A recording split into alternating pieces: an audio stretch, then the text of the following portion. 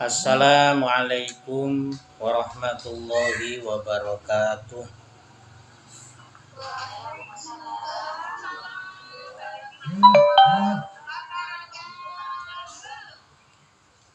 Bismillahirrahmanirrahim. Alhamdulillahilladzi qala subhanaka la ilma lana illa ma 'allamtana innaka antal alimul hakim. Rabbi sholli shodri wa yassir li amri wahlul 'uqdatam min lisani yafqahu qawli. Allahumma sholli wa sallim wa barik ala sayyidina Muhammad wa ala alihi wa ashabihi ajma'in. Qul ja'al haq wa zahaqal batil innal batila kana zahuqa. Bismillahirrahmanirrahim. Wa min ma'asil yadaini at-taqfifu fil kaili wal wazni wadh-dhabti wasariqatu. Di antara larangan-larangan hukumnya haram dan dosa, yaitu maksiatnya kedua tangan. Perbuatan yang dilarang yang dilakukan oleh tangan. Ya, tangan tentu kita sebagai manusia tangannya adalah dua. Nomor satu yaitu mengurangi takaran, mengurangi timbangan, dan mengurangi ukuran.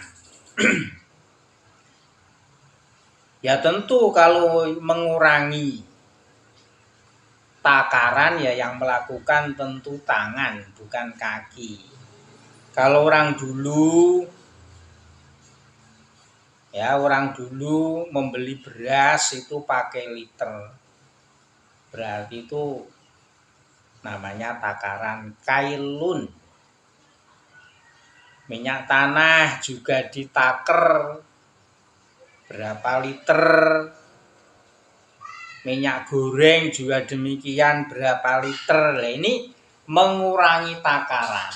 Ya entah caranya atau triknya itu kan macam-macam, namanya menipu. Triknya itu macam-macam. Kemudian yang berikutnya wal waznu, timbangan. Timbangan kalau membeli sekilo itu penuh. Tapi kalau menjual itu sekilo tidak penuh. Ya mungkin bagaimana caranya? Ya caranya mungkin bandolannya itu istilahnya itu dikeroi, dikurangi. Ketika membeli atau kita itu kolaan, ukurannya, timbangannya itu full, penuh. Tapi kalau menjual, ukurannya atau timbangannya itu kurang. Terus wadhar'i, dan ukuran pun juga sama. Membeli kain, membeli tanah, terus membeli apa saja yang modelnya itu diukur. Ini kok kita kurangi, namanya adalah tafwif atau mengurangi timbangan, mengurangi ukuran, dan mengurangi takaran. Ini dalam Al-Quran itu sudah dijelaskan. Bismillahirrahmanirrahim. Wailul lil mutaffifina alladzina idza talu 'alan nasi yastaufuna wa idza kaluhum aw wazanuhum yukhsiruna.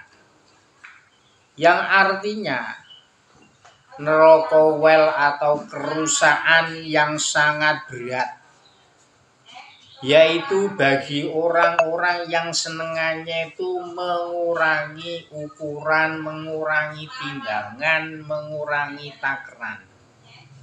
Siapa mereka itu? Mutafif atau tafwif itu siapa? Yaitu orang-orang yang ketika dia itu membeli ukurannya, dia membeli kepada orang lain, minta ukurannya itu yastaufuna, ukurannya itu dipenuhi, misalkan 1 liter ya penuh 1 liter, 1 kilo ya penuh 1 kilo, 1 meter ya penuh 1 meter. Tapi wa idza kaluhum awazanuhum yukhsirun. Tapi ketika mereka itu menjual, mudahnya saja menjual, menjual takarannya, ukurannya, timbangannya yukhsiruna, yaitu mereka itu sama mengurangi. Bahasa Jawanya itu nyudo itu mengurangi. Lah ini tafwif, mengurangi timbangan, mengurangi takaran, mengurangi ukuran, ini adalah perbuatan tangan. Nah ini hukumnya haram atau dosa. Kemudian yang nomor 2, wasarikotu, yaitu mencuri lah bahasanya. Bahasanya itu mencuri. Mencuri itu ya tentu yang mengambil itu tangan. Kaki itu kan hanya berjalan. Kalau yang mengambil, entah itu yang dicuri itu handphone, yang dicuri itu uang, yang dicuri itu ayam, yang dicuri itu pakaian, pasti memakai tangan. Ya tidak mungkin, atau bahkan tuh jarang Andikan ada orang mencuri pakai mulutnya. Orang mencuri pakai kakinya, itu tidak mungkin. Andikan ada pun sangat jarang sekali. Imam Syarqawi mengatakan wa'lam annahu yahrumu ala syakhsi sarikotu mali ghairihi ala wajhil mizahi li'anna fihi tarwi'an liqalbihi. Bahwasanya haram bagi seseorang mengambil atau mencuri harta milik orang lain dengan jalan dia itu guyon. Oh namanya guyon tapi mengambil milik atau hak orang lain, itu tetap namanya mencuri dan itu hukumnya tetap haram. Mengapa demikian? Sekalipun toh dalam istilahnya itu ya namanya modus, mencuri sepeda motor, orang dua, yang satu itu ngejak guyon, ngejak guyon, yang satu ternyata itu mengelabui, yang satu itu mengambil sepeda motornya. Loh, walaupun dalam keadaan guyon, tapi ternyata itu ada unsur orang yang punya sepeda motor itu merasa hatinya itu gemetar, hatinya itu kaget, tarwian, dan merasa dirugikan, ya ini hukumnya tetap haram dan itu namanya maksiatul yadain. Bahkan di dalam hadis Rasulullah Shallallahu Alaihi Wasallam bersabda, "Man kana yu'minu billahi wal yaumil akhir, fala yurawi anna musliman." Yang artinya barang siapa iman kepada Allah dan hari kiamat, maka hendaknya jangan membuat kekhawatiran, jangan membuat ketakutan terhadap orang Islam. Jadi dalam keadaan guyon pun karena itu merugikan, merampas hak milik orang lain, maka hukumnya tetap syariah. Jadi nggak boleh. Wa yuhaddani sarikoma yusawiru adinanin min khirzi bikot iyadihi al-yumna summa in ada farijlahul yusra summa yadahul yusra summa rijlahul yumna. Nah, kalau ada orang yang mencuri dan mencurinya itu sudah ada satu nisab. Satu nisab itu kalau menurut Imam Hanafi, nisabnya orang mencuri berbeda dengan nisabnya zakat. Kalau menurut Imam Hanafi, nisabnya orang mencuri yaitu 5 gram, 38 emas. Sekarang kalau emas itu kelihatannya itu 1 gramnya 972.000. Jadi kalau menurut Imam Hanafi, orang mencuri kira-kira harga emas 5 gram, 38, maka secara Islam dia boleh dipotong tangannya yang kanan. Tapi kalau menurut selain Hanafi ya berarti Imam Syafi'i, Imam Hambali dan Imam Malik itu hanya 0,96 gram, berarti tidak ada 1 gram, belum 1 gram kurang 4 itu boleh dipotong, berarti itu nisabnya orang mencuri. Nah, kalau ada 1 nisab seperti yang saya sebutkan tadi, maka secara Islam tangan kanannya dipotong. Kok mencuri lagi? Ya, mencuri lagi berarti mencuri 2 kali. Ya otomatis yang dicuri itu ada 1 nisab. Lalu kakinya yang kiri. Jadi pertama tangan yang kanan, kedua kaki yang kiri. Sumain ada. Bila mencuri lagi ya berarti yang nomor 3. Ya, mencuri yang nomor 3 dipotong lagi tangannya yang kiri. Jadi pertama tangan kanan, kedua kaki kiri, ketiga tangan kiri. Sudah dipotong tangan kanan, kaki kiri, tangan kiri, loh masih mencuri lagi. Berarti yang keempat kali dan yang dicuri itu ada 1 nisab. Maka kembali rijlahul yumna, kaki yang kanan. Nah, kakinya dua-duanya sudah terpotong, tangannya kedua-duanya sudah terpotong. Ini sampai pergelangan, bukan sampai siku-siku, sampai pergelangan. Kok masih bisa mencuri? Ya itu berarti mungkin pakai mulutnya, entah pakai tangan palsu ya, mungkin pakai tangan palsu. Gimana? Maka di sini menurut keterangan adalah dia ini dibuat apa?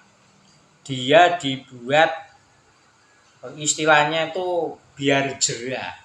Ya mungkin dipukuli, entah mungkin hukumannya itu di hadapan orang banyak diberi tulisan saya sudah mencuri beberapa kali. Tapi tidak boleh dibunuh. Hanya agar supaya dia itu sembuh dari kebiasaan mencuri. Walayuk talu, tidak boleh dibunuh.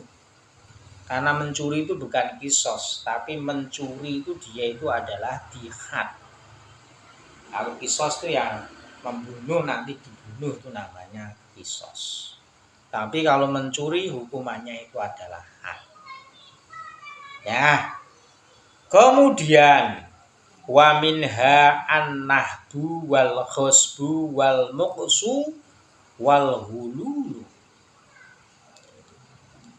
Berikutnya termasuk maksiatnya tangan yang hukumnya diharamkan, yang hukumnya dosa adalah ngerampok atau mencopet. Ya. Bedanya apa ngerampok dan mencopet? Ngerampok, mencopet itu dengan kelicikan, dengan kekuatan, dengan ya mungkin istilahnya itu konangan, tapi yang punya rumah itu kalah. Mungkin rampoknya itu pakai senjata. Berbeda dengan maling. Kalau maling itu kan bahasa Jawanya itu ngelimpe, bahasa Indonesianya itu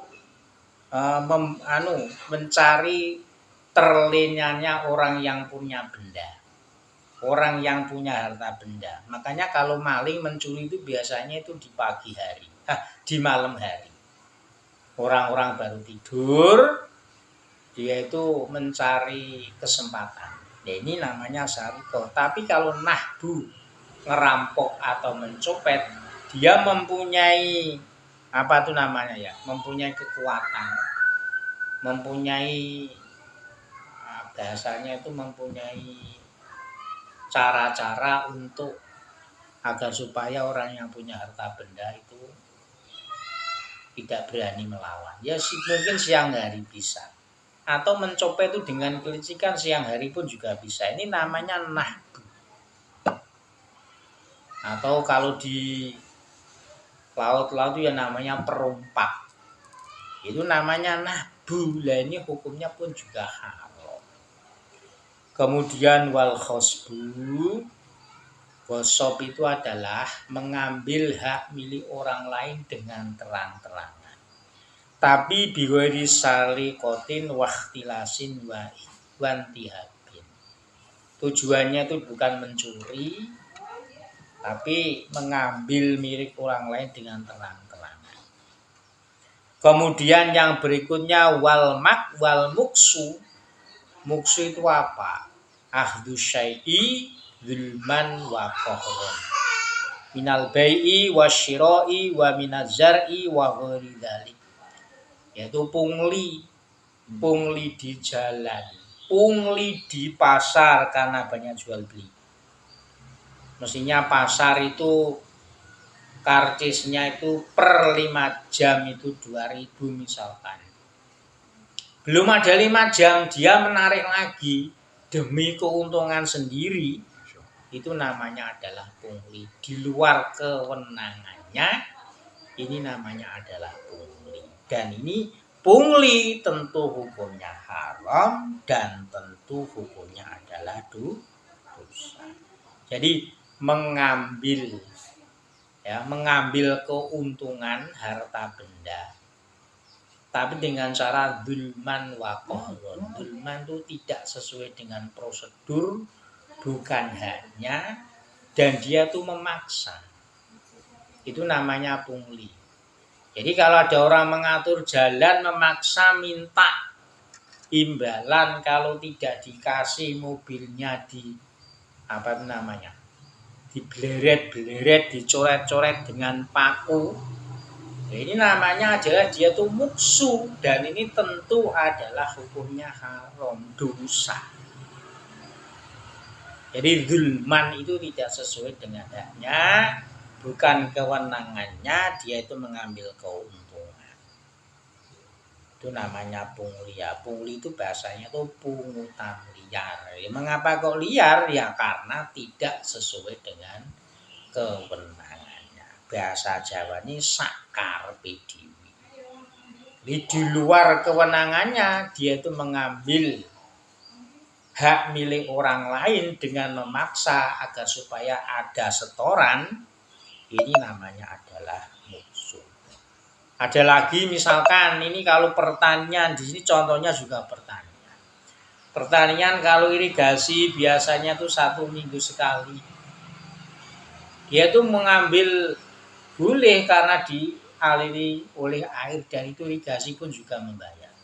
Tapi tidak dialiri air, tapi dia kok tetap minta uang jatah. Maka ini pun namanya juga pungli. pungli, nggak boleh. Wa ghairi dzalika dan lain sebagainya. Yang banyak itu yang dimintai ini biasanya tuh sopir-sopir. Itu namanya pungli, nggak boleh, hukumnya itu dosa. Kemudian wal hululu itu Allah bucu begini. Kalau zaman dulu itu perang orang Islam sama orang kafir. Perang orang Islam itu menang mendapatkan rampasan. Rampasannya itu mungkin tuh unta, rampasannya itu mungkin emas dan lain sebagainya. Nah ini biasanya itu kan terus dibagi-bagi oleh pemimpin. Ya kalau dulu itu dengan yang membagi-bagi itu adalah Kanjeng Nabi Muhammad SAW. Nah belum dibagi-bagi dia itu mengambil tanpa seizin, ya tanpa seizin pemimpinnya, imamnya. Ini namanya adalah hulul. Hulul itu kalau sekarang itu bahasanya itu apa ya? Kalau Jawanya itu nerambul. Kalau sekarang itu yang banyak itu ketika hari raya kurban Pali. Kurban itu yang ikut, istilahnya itu Jawa itu rewang, yang ikut betet-betet, yang ikut mengiris-ngiris, yang ikut memotong-motong daging dan memotong-motong tulang. Sebelum diambil dia itu sudah mengambil nyeseti wadai kresek atau mungkin membawa celana atau baju kantongnya itu banyak. Nanti sedikit kantongi daging di celananya. Ini namanya hulul, nggak boleh. Ya misalkan mengambil tuh harus seizin panitia, jangan mengambil sendiri dengan kemauan sendiri. Jadi sebelum dibagi, kalau dia itu mengambil namanya hulul dan ini hukumnya adalah haram, termasuk min ma'asil yadaini, termasuk maksiatnya kedua tangan. Terus yang berikutnya wal qatlu. Termasuk maksiatnya tangan adalah membunuh orang lain yang hukumnya itu diharamkan. Jadi qatlu itu qatlun nafsi al muharramah, yang diharamkan.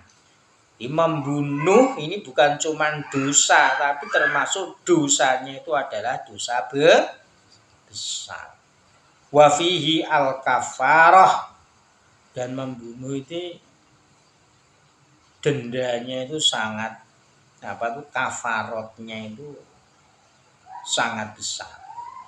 Entah itu membunuhnya itu dengan sengaja atau membunuhnya itu sibeh sengaja atau seperti sengaja, atau yang terakhir itu karena dia itu membunuhnya itu karena keliru. Yang sengaja ya berhadapan-hadapan, langsung niatnya itu membunuh, yaitu namanya adalah amdan, dengan sengaja. Nah yang tidak dengan sengaja itu seperti apa? Yang tidak sengaja itu seperti gini. Ya, tidak sengaja.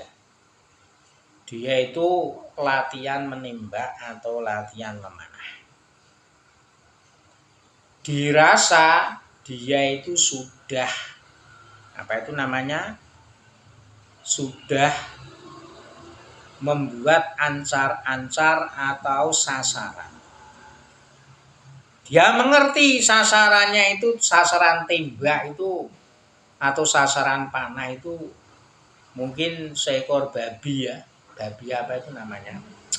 Babi hutan. Nah, ketika ditembak atau dipanah, ternyata yang kena itu bukan babi hutan, ternyata itu adalah manusia. Nah, ini namanya adalah syibhu amdin, menyerupai kesengajaan. Dan yang terakhir itu adalah khoto.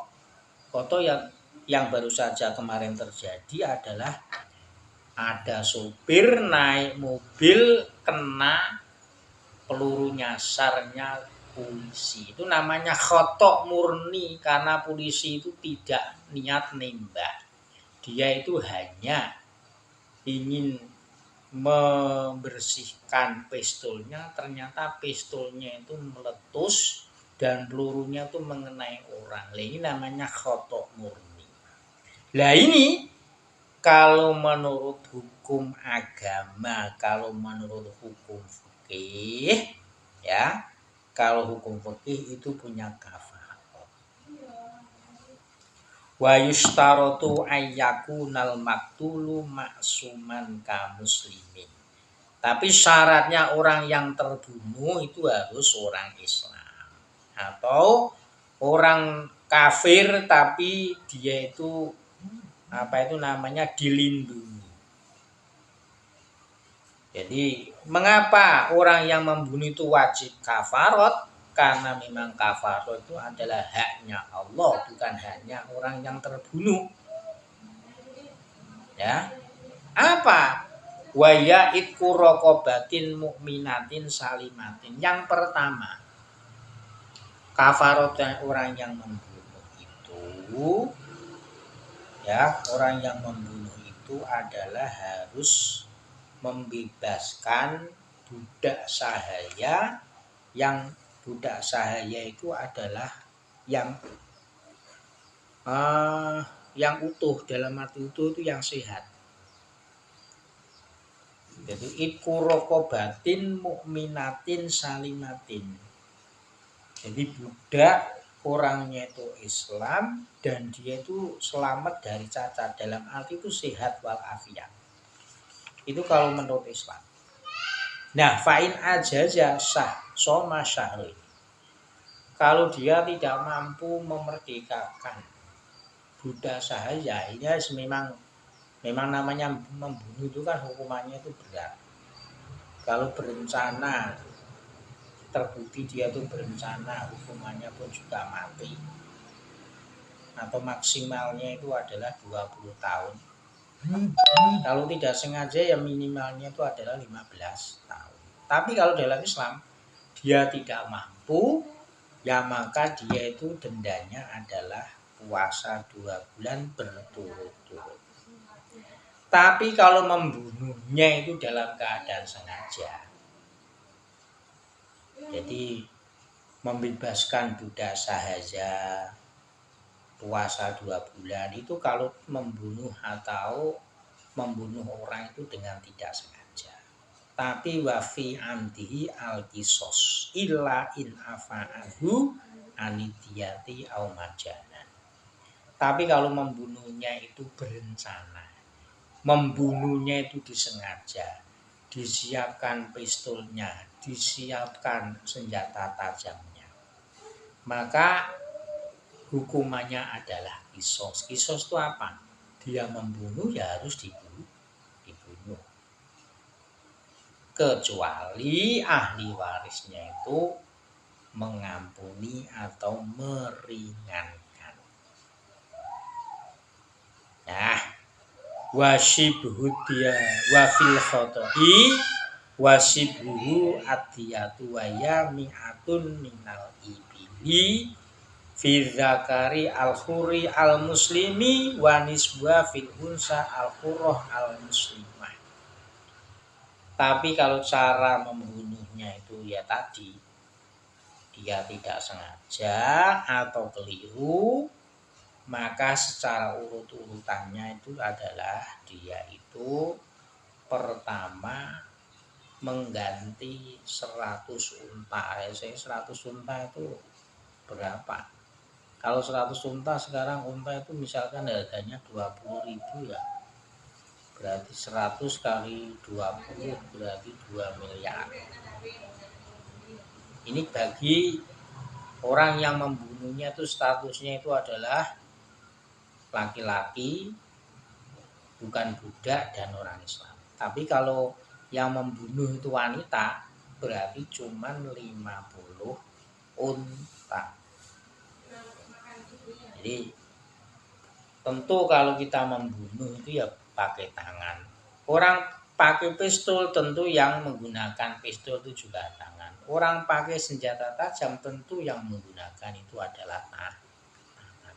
Hal-hal semacam ini harus kita jaga karena muru'atul muslimi itu khairun. Kewibawaan harga diri orang Islam itu lebih berharga daripada harta bendanya itu sendiri. Ini makanya Rasulullah itu di sini itu mewanti-wanti, bahkan ada statusnya, syaratnya yang terbunuh dan ada hukuman diat unta 100 dan lain sebagainya tadi, ini syaratnya adalah yang dibunuh itu adalah orang Islam. Tapi kalau yang terbunuh itu orang non muslim itu berbeda lagi. Jadi mengapa kita wudhu pun uang kita yang dibuat sujud itu kepala, tapi tangan pun juga termasuk wajib dibasuh, termasuk rukun daripada wudhu, ya agar supaya kita itu membersihkan tangan dari perbuatan-perbuatan kotor. Para jamaah yang saya muliakan, demikian semoga ada manfaat. Kurang lebihnya mohon maaf.